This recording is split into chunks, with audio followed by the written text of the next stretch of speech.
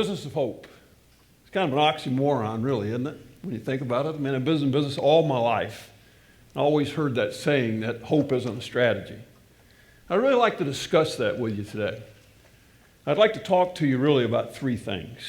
First, I'd like to talk to you about something that every one of us in this room has in common. Second, I'd like to talk to you about a 35-year-old hero of mine. And then third, I'd like to talk to you about a solution for that thing that we all have in common. So Randy, what is that thing that we all have in common? Well, unless you've been in a cave somewhere for the last couple of years and you just came out for this session, the thing that we all have in common is problems. Now, I'm not just talking about the daily trials and tribulations that we go through.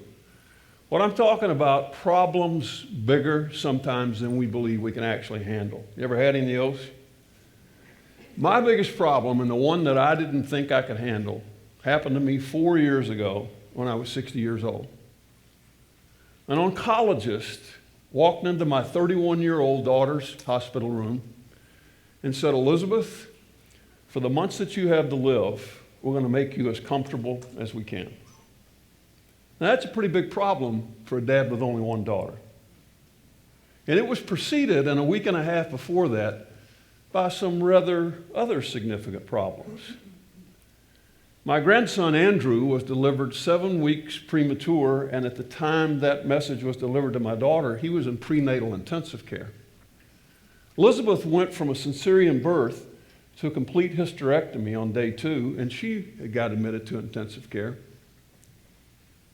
And the day before the oncologist walked into the room, what we found out is that Elizabeth had stage 4 pancreatic cancer, had metastasized to her ovaries during the pregnancy.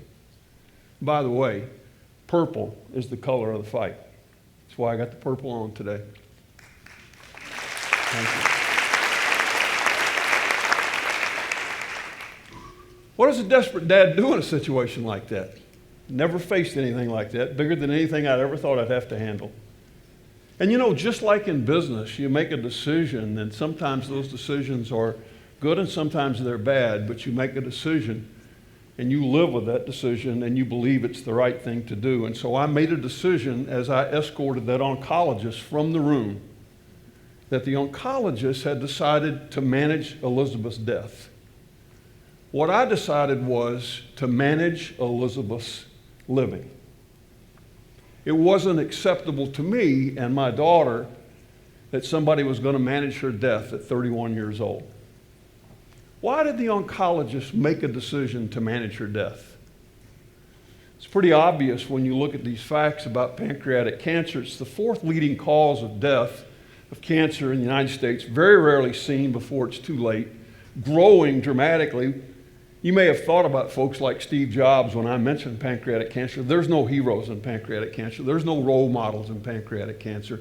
Notice the second bullet, that on average, when you're diagnosed with pancreatic cancer, only 6% of the people make it to the 5-year mark. Elizabeth's at 4 years and 7 months. It's going to be an interesting story, isn't it? But look at the last bullet. When you're diagnosed with pancreatic cancer, on average, you've got 5 to 7 months to live. That's what the oncologist knew when she walked into the room. That's why she made a decision to manage Elizabeth's death. So what do you do? What do you do? Well, you know, I've had some pretty bad businesses, as Vince mentioned, and you know, what I've always believed is that there would be a few people there who were working there who needed a job and would want to fight to save the business. So the first thing I decided was I had to make Elizabeth a fighter, not a victim. You make a decision in life. You either become a victim or you become a fighter. And it was my job to make her a fighter every day for the last 4.5 years. When I've gotten out of bed in the morning, the first thing I think about is how do I help Elizabeth fight today? And you know, every day going forward, as long as Elizabeth's alive, that'll be my job, is to help her fight, to make her a fighter and my hero. Elizabeth, at 35 years old, is my hero, and she's a fighter. And let me show you the degrees to which she's fought. In the last 4.5 years, she spent over half of it in chemo. Over 40 days in radiation.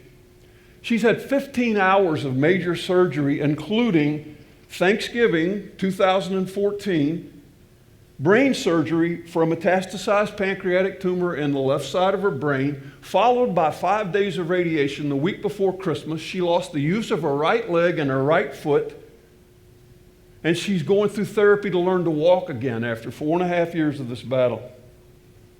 And you know why? Because she wants to be a mother, she wants to be a daughter, she wants to be a wife, she wants to be a school teacher. So Randy, you got to do more than just make them be a fighter and care about them fighting every day. Well, that's where this business of hope things comes in. You know, I've never run a business, I've never gone into a bad business that there weren't people there who were just waiting for somebody to instill hope in them, waiting for a way to say, I can succeed with this. So it was my job. It became very obvious to me that beyond making Elizabeth a fighter, I had to give Elizabeth hope. I had to find a way that Elizabeth would have enough hope to do the things that you see on the screen. Now, I'm a history buff, and I really love quotes. And one of the greatest quotes I ever heard about hope was Napoleon was going into a battle, a looming battle that meant a lot to his campaign. He thought he was outnumbered. He thought he was going to lose. It was a critical battle. He pulled his leaders together, and he said, you know, the thing that I think is going to be most important is go back to your men and, quote, be dealers in hope. There is a big thing in the business of hope. Now, that's pretty cool, you know, make her a fighter, give her hope, and I'll tell you about how we got to hope. But do you need more than fight? Do you need more than talking about the words hope? Well, let me show you a picture that says it all. Here's Elizabeth, 8 months into chemo. She's got no energy, she's got no hair. We don't know if we're even going to get to surgery for this disease, and her relationship with a newborn is sleeping with him on the couch. So we needed more than hope. So what have I done in business situations that have needed more than hope like that? Because that's all I can think about. You know, quite frankly, Elizabeth she's a very passive mother, daughter, school teacher. You know, she never dreamed she'd be in this kind of situation, and I never dreamed I'd be in as a dad. Matter of fact, you know what she said to me? She said, you can't be my dad anymore. You have to be my life coach. You've got to take me where I don't think I can go. So thinking about that, what I thought about is I had to fall back on the business learnings that I had. And what I learned as a business leader is you know you got to take control. You don't succeed control to those people who already caused that business to fail. You take control. So what I had to do is take control and believe that there were some things that I could do that would let us to win. And there are two things that I fell back on from a business standpoint that have worked for me year after year, time after time, and I use those two things and I continue to use them today in Elizabeth's battle. The first one is build a great team. I've never fixed a business on my own. I've never made things better in the business world on my own. I've built a great team with people who had the same direction and the same desires that I had. So you know what? I found an oncologist in Atlanta. He was a South African. You know what he said to me about Elizabeth's situation? Randy, I want to be your broker. How many doctors tell you they want to be your broker for finding solution? He introduced us to a 64-year-old oncologist in Scottsdale, Arizona, who spends 4 days a week doing trials and labs on pancreatic cancer. He's got 28 different things he's working on right now. God bless him, he got Elizabeth into clinical trials early before some things were ever released. He introduced us to a surgeon in Milwaukee, Wisconsin, chief of surgery in a brand new cancer hospital who had done not tens, but hundreds of Elizabeth's kind of surgery. Now I could go on, I don't have the time for it, but we've put a hell of a lot more people on this team than I ever thought we were going to put on it. We've put a thoracic surgeon on who saved half of Elizabeth's lung last summer. We put a neurosurgeon on at Duke University who came away from a Duke basketball game to consult with Elizabeth and be in surgery a week later. We've put therapists on. We put people on there teaching her how to walk again. We've built a team, and we'll keep building a team as long as it keeps us the next step going and it keeps Elizabeth alive.